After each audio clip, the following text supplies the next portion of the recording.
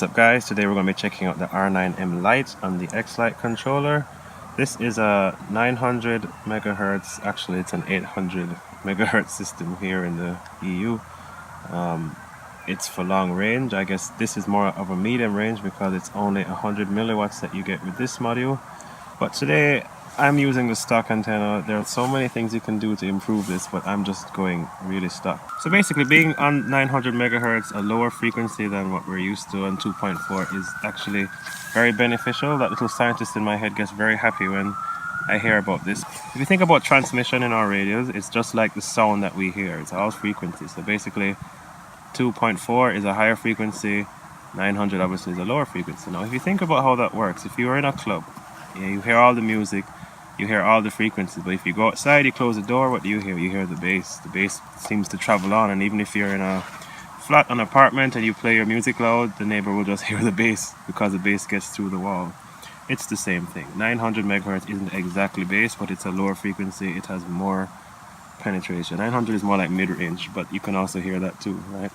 So basically you get better penetration and of course longer range. Now this one is the EU firmware. With telemetry you get 25 milliwatts. Now they are fixing that. You are going to get the full 100 with the new firmware, the flex firmware that's coming out. But for now I'm going to be testing the 25 milliwatts because basically if you can fly far with 25 milliwatts of 900 megahertz, just imagine if that's up to 100 milliwatts or even the 1 watt that you get with the bigger modules. So this is what I'm flying. This is my eSheen Wizard rebuild. I haven't flown this in a while because I've been doing all the micros, and so this build is perfect for long range because I can literally get 8 minutes flight every single time using this crappy fluorine 1300 battery.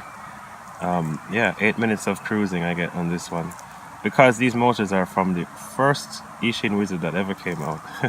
I still have it, 20 amp ESCs, and it's a CL Racing F4 I think in there, yes. And of course I put the GPS. Now these GPS models are becoming very, very popular these days. It's just such an easy thing to just pop on your drone. I've also tested the return to home. The failsafing is a little bit finicky because it worked once and then the next time I went out of range it just decided, oh, I'm going to land right here, and I had to walk forever and pick it up. It didn't really land, it actually crashed. So but today I did a little different configuration. If it works out I will show you. I did a test just now to see if I can fly it to the edge of the range, and it did twitch, come back, and then yeah, that's another video though. I will show you how I set up that whole return to home thing, but it makes you feel very confident in flying these things really far, knowing that if you lose your range you will at least have it come back and then you can take control when it's back in range. So check it out, 25 milliwatts on 900 megahertz, man. Actually 850 or something like that. Alright, check it out guys.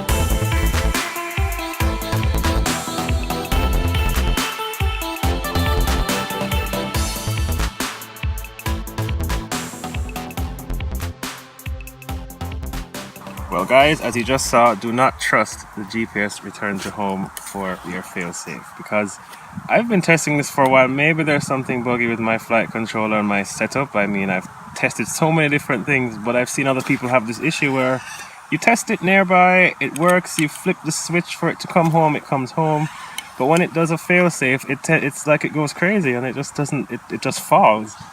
And I don't know what's up with that, man, but that really sucked because I had to walk like forever to get there. Luckily the battery was still in there. I could use my telemetry and get it, and use my patch antenna and locate it, and he was just sitting on the floor. No bent props, nothing. So alright, he needs to fly again. But anyway, I'm just gonna have a casual fly around now, and when I figure out this GPS return to home failsafe thing, then I can do a proper range test. Also, it's not the best because obviously there's trees here.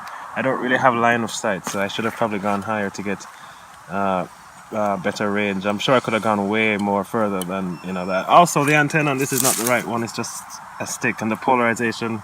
When I'm pointing this directly at the drone, which is what I was doing, you don't get the best reception at the tip of this antenna. So there's a Super 8 antenna that I ordered for this, and it's on its way. So when that comes here, I'm going to be trying that as well. So let's just have a fly and see how nice it is.